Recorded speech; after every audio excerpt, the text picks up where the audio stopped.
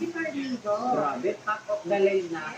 Trending pa. Siya lang yung kasya yung 4 hanggang 5 tao. So, kung maramihan na rin pala yung ganitong unit mo, ma. And then, syempre, lahat ng hanap yung features na andito na. Ayan, sa naghahanap naman yung pinakamataas, pinakamalakas, pang service.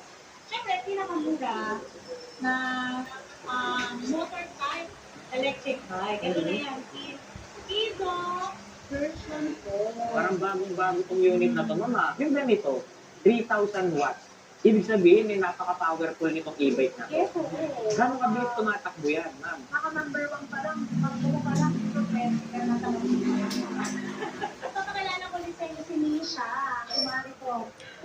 Si Nisha, siya yung queen na kumari natin. Oo. Maganda yung size nito kung limited yung parking space nila. Oo. Sa mga walang masyadong parking, Oo. maliit lang yung parking nyo. Pang-iskinita. Pang-iskinita talaga. Si Nisha, ang nagkakaroon dito na huli. Ma'am, yung sinasakyan mo na yan, parang pang-pasada na yan, ah. Ang kalabangan ko.